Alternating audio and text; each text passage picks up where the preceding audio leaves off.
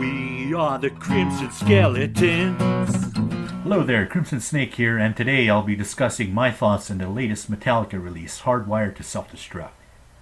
Yeah, I know this was released back in November 2016, but this isn't a first impressions type of thing. It's more of a lasting impressions type of thing, like Afterthoughts or something. Yeah, we did do a highly unorganized and dead air-ridden discussion about it on the main channel, Crimson Skeletons. We even got some of our song titles wrong, and there was Metallica videos playing in the background which distracted us, and it dragged on for over an hour. Yeah, man. Excellence right there. So in this podcast, I aim to make the discussion short and straight to the point. I'll be going through the songs one by one as they appear on the album.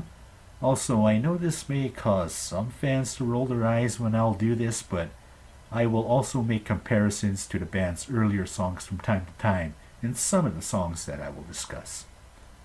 So why not begin? Hardwired. When I first heard this song back in August, I couldn't believe what I just heard. It took me a while to process it. It took several listens to sink in, and I realized that I was listening to some thrashy, old-school inspired Metallica. Now, I was born in 1984, right? And I never heard of Metallica until 1991 when they released their single for Enter Sandman, back when they were beginning to be a huge household name. So where am I going with this? Well, I never got to experience the old-school thrash Metallica in all their glory because I was just too young back then, so hearing the song Hardwired left me somewhat stunned and indifferent. It soon sunk in, however, and I was proud of their efforts. Like, wow, good one. And that was just one track from the new album. The intro was thrashy and in the pocket. It was as if the intro from Hit the Lights and the main riff from Battery fused together. I still do enjoy this track. It's a strong opener and it gets my blood pumping. I'd often replay the intro when I'm out driving and I'd play it loud like...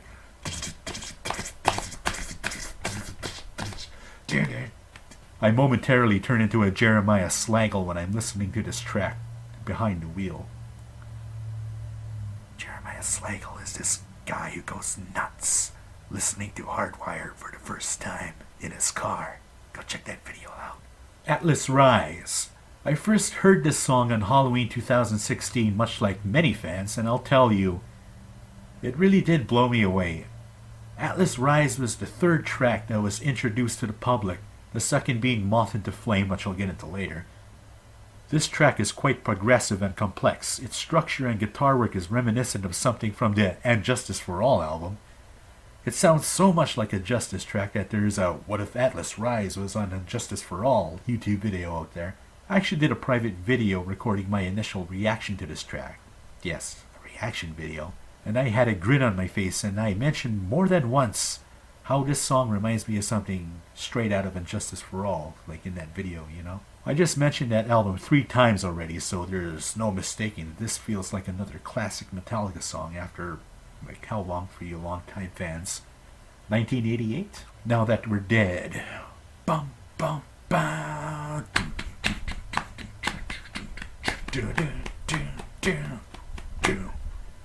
Okay, this is the third track. I had already heard Hardwired, Moth into Flame, and Atlas Rise as any fan did prior to the album's release. In a way, this felt like the new opening track, since it was like brand new, and I didn't bother to watch all the new videos that came out 2 days before the album's release date, which was torture.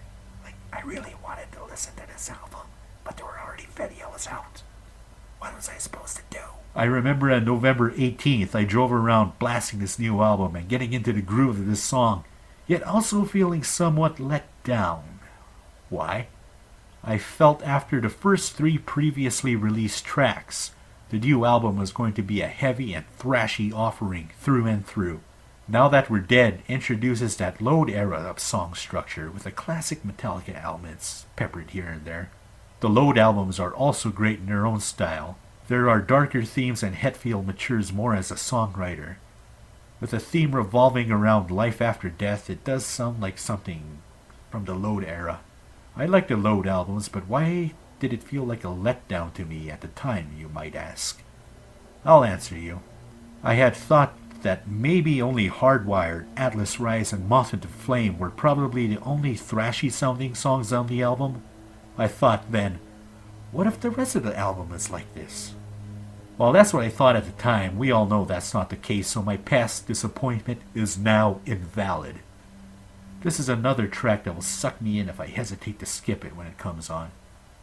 It's a great groove-based track, and from what I can recall, third tracks on classic Metallica albums were often slower in tempo, like, Eye of the Beholder or something. Moth into Flame. This was the second track that was released to the public back in September. They released it sometime in the morning when I was on my way to work, so I knew that I was going to have a new song to listen to when I got back from work that day. I really like the intro. Imagine Seek and Destroy mixed with Wherever I May Roam. The chorus is great. It feels like a sing-along chorus, which the band doesn't really do. I know they did that on Escape from Ride the Lightning, which I felt as a young man back then. It didn't feel right to me at the time. I don't know why. Well, I know why now, but because many years later I found out it's similar to what you'd hear from an Iron Maiden song, actually. Imagine Bruce Dickinson singing along to the chorus from Escape. Out on my own, out to be free. That's my Bruce impression. That should be a video. What if Iron Maiden wrote Escape? Like there's a video out there already. What if Slayer wrote Spit Out the Bone? They should do that with Escape. Okay. I'm getting sidetracked now. Moth into Flame, it has a great chorus and a great pre-chorus as well. Kirk's melodic guitar fill fits in nicely, so does his guitar solo. And that solo is spot on. It's perfect. Even though it has wah and everything, it just fits nicely. It's well done. Mwah. Great solo, Kirk. That song is one of my many favorites from this album. I would not skip it. Dream No More. My previous worrisome disappointment that I had thought during Now That We're Dead was now invalid at this point. The intro was heavy, and the song also touched on H.P. Lovecraft once again, similar to The Thing That Should Not Be. The vocals reminded a friend of mine of Ozzy Osbourne. He does that slithery kind of haunting type of vocals. I found this song enjoyable throughout. It's less repetitive than The Thing That Should Not Be, and I feel the chorus really comes at you and it gets the point across. Like, you dirt! To stone! I often wondered if Cliff Burton were alive, he would dig this track. If you're a fan of Metallica, I'm sure the thought of Cliff Burton has popped up in your head at least once. The only thing that I feel is lacking is the guitar solo. The atmosphere of the song is dark, it's heavy, it's influenced by the occult. What kind of vibe does that set? It just sounds too bluesy, really. This is Dream No More, not Cthulhu Went On Down to the Crossroads. Overall, this feels like one of the greatest tracks on the new album. It's familiar yet new with a nice tip of the hat to H.P. Lovecraft and Cliff Burton. Once again, this is another track that I wouldn't skip. Halo on Fire. Also known as Halo No More, thanks to our improvised First Impressions podcast on Crimson Skeletons. That was my idea, by the way. My terrible idea. Halo on Fire is one of those tracks that I instantly fell in love with. I knew this was going to be awesome. It wasn't just a hype at the time when I first heard it, then its luster would diminish over time. No. I knew this was easily one of my favorites on the new album.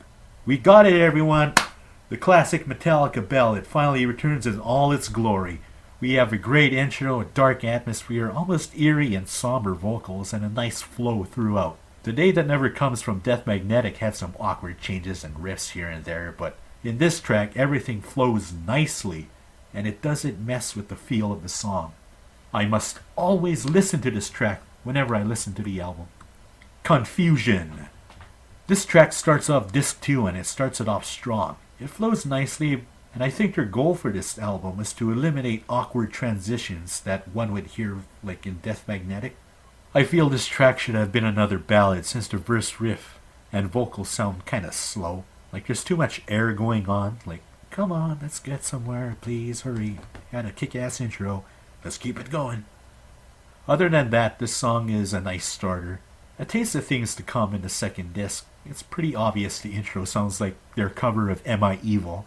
It does have a marching military rhythm really, since the song does reflect the theme of post-traumatic stress disorder.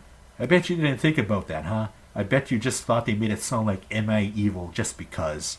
Metallica seemed to be the masters of beating one or two power chords to death and making it sound awesome. Man Unkind. This is probably where one might get triggered by what I have to say.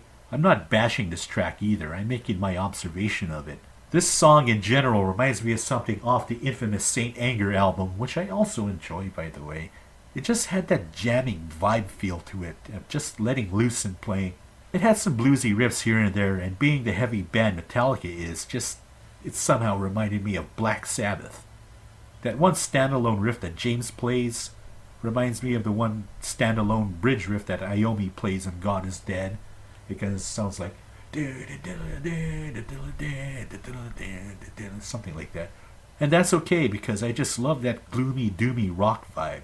Oh, I really love that intro too. Rob Trujillo should really contribute more to songwriting with James and Lars. I haven't mentioned a track that I would skip yet. Here comes Revenge. Oh, here we go. This is a fine example of how drummer Lars Ulrich really stepped up his game in this album. He does. Listen. I like to mention that I'm no drummer, so I have little to no experience of what I'm talking about. I'll admit that, yeah. I only know how to do, like, hand... What do you call that again? Rod? Hand boning? Well, anyway. I love that deep sound that he plays during the verse riff. The guitar riff itself is kind of plain, so Lars decides to add more to it to compensate. Remember Harvester of Sorrow? When James would play that riff from Harvester and Lars would be pounding the hell out of the drums like...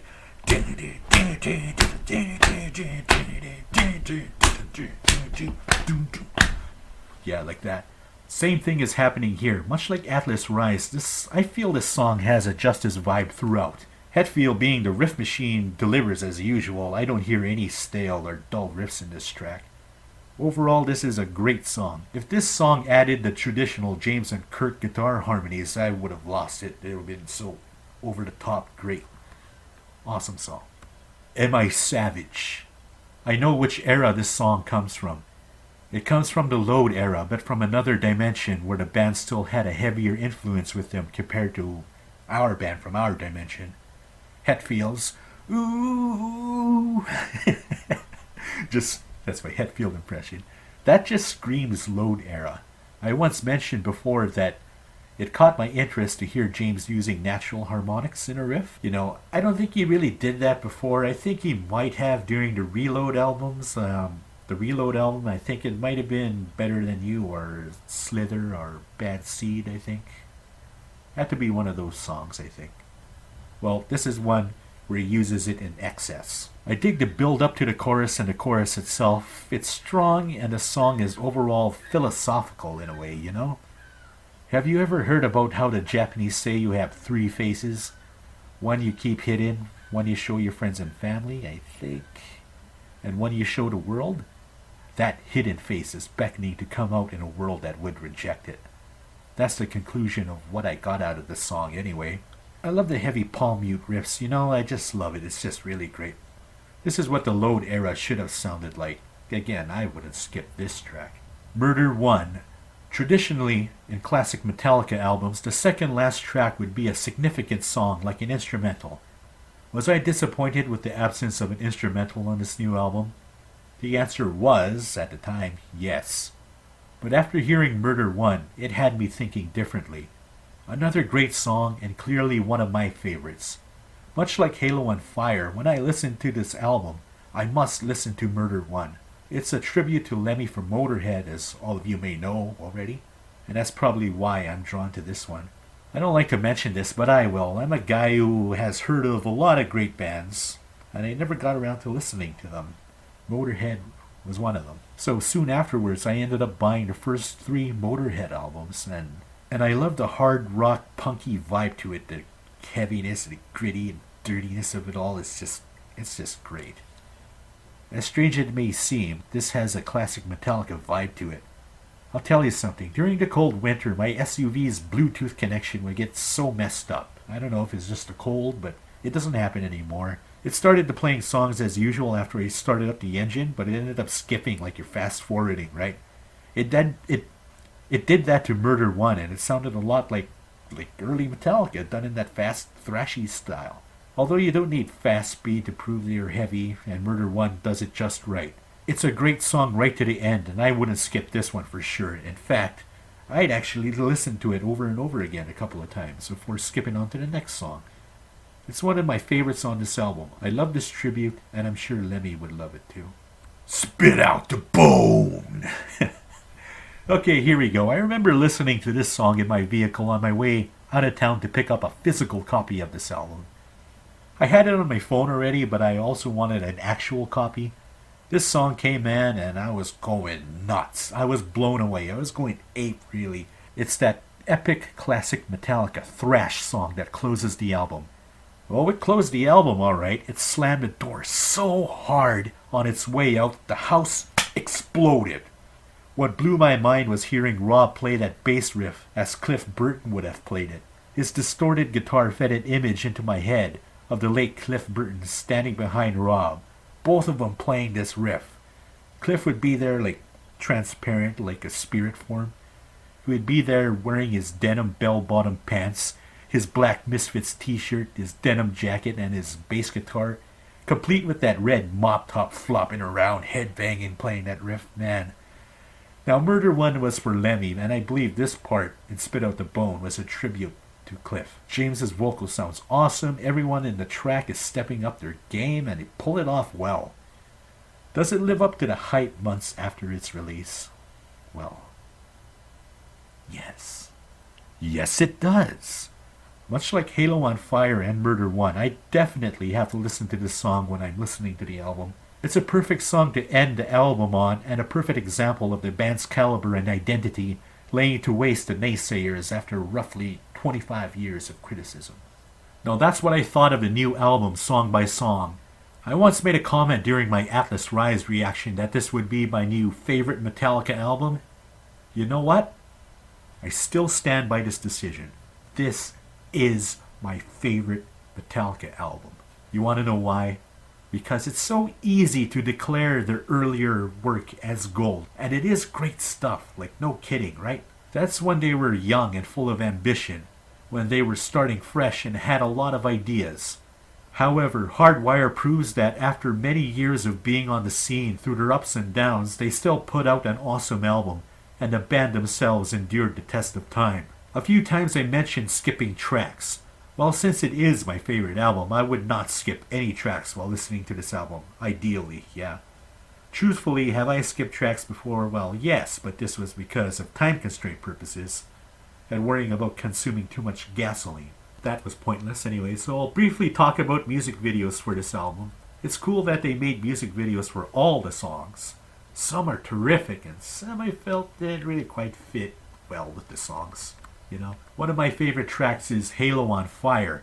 I don't need to describe how I feel about the song, but the video is a bit off.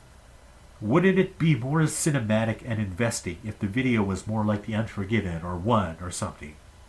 Possibly without the band playing? It's such a deep song and it deserves a video that does it justice. The Fight Club thing is kind of weird. It's interesting, but...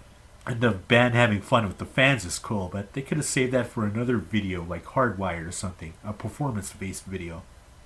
Well, I'll try to explain what I mean with the following music video. My favorite video from this album has to be Here Comes Revenge. I am a fan of storytelling music videos, and it's a bonus if the band actually isn't in the music videos.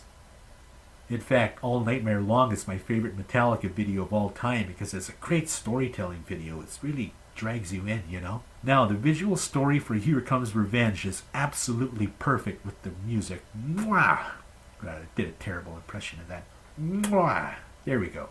The video is dark, disturbing, and unsettling in tone, which complements the song. It probably would have been harmed with filming the band and showing them play and cutting back to them back and forth once in a while. Performance-based music videos are awesome too, but only if the videos stay performance-based. To me, it seems somewhat impossible, to fuse both kinds of music videos together.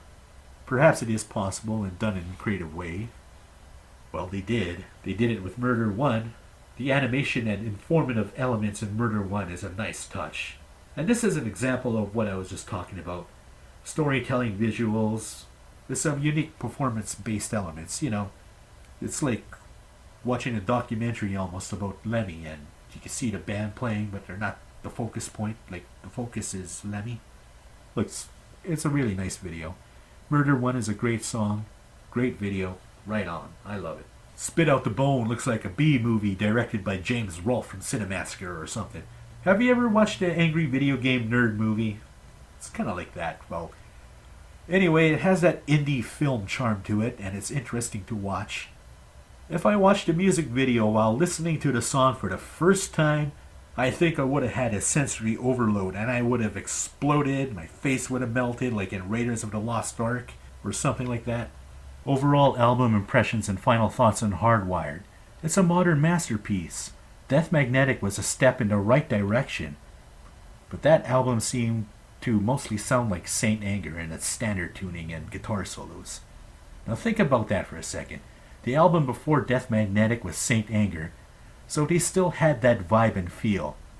I'm only assuming some of the riffs in Death Magnetic were conceived during the Saint Anger era, or was at least conceived in a similar mindset.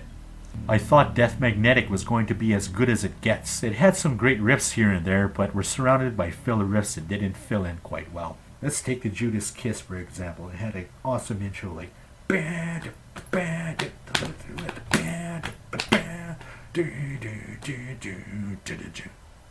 then the verse riff that followed it is just kind of floppy and out of place, you know. I thought Hardwired was going to sound like Death Magnetic, like a sequel to it, but I was wrong again. One last thing I'll mention. Before I even heard the opening song Hardwired, I had envisioned a new album to be returning to Metallica's roots. Imagine a split timeline where we live in timeline A, where we got the classic albums, the Black Albums, Load Air, you know, all the albums that came out in order. Now, in an alternate timeline, timeline B was where this new album that I had envisioned would reside. In timeline B, we still had those Bay Area thrashers, still playing aggressive and unapologetic music. This album was going to be the ultimate follow-up to their first album, Kill 'Em All, but in timeline B, their debut album was called Metal Up Your Ass. So these grizzled and seasoned veterans, averaging their mid-50s, pound out this heavy and groundbreaking new album, which makes Timeline A's first 4 Metallica albums sound weak in comparison. Timeline B's Metallica still had Cliff, and Dave was never kicked out, and it was as if they were feeding on the first 4 albums from Timeline A for nourishment. That was the vision and hopes I had for the new album. And by the way, I don't take acid or anything or anything like that. I wasn't far off. Imagine me having those thoughts and hearing Hardwired for the first time, where they reintroduce the thrash and feed themselves with their earlier albums. The album artwork is interesting. I got the deluxe version, and looking at the cover you see multiple faces mashed up together with different colors. This is a perfect visual representation for the music in this album. It's a blend of all previous Metallica records mixed together into one unique, heavy, and familiar concoction. Hardwired to Self-Destruct, despite all my associations to previous songs and albums, stands alone as its own unique beast, and the only way to comprehend a non-classic and modern Metallica album is to make comparisons. In conclusion, this album will endure future generations as a testament of the band's collaborative talent in an era where they have been heavily criticized, and we, the fans, have witnessed this event firsthand. Thank you for listening, and I hope you enjoyed my discussion to some extent. If you wouldn't mind, please like, share, subscribe, whatever everybody does after their videos are almost over. You know, I could talk Metallica all day, but I keep getting interrupted, and I should just wrap it up now. Crimson Snake signing off. Goodbye. We are the Crimson Skeletons. We're old friends playing games. And whatever comes our way, then let's get on with the names. A Crimson Snake, there's Crimson Wall, there's Crimson Rod, and we hope to entertain you all. And now you know all about our names. We're old friends playing skeletons.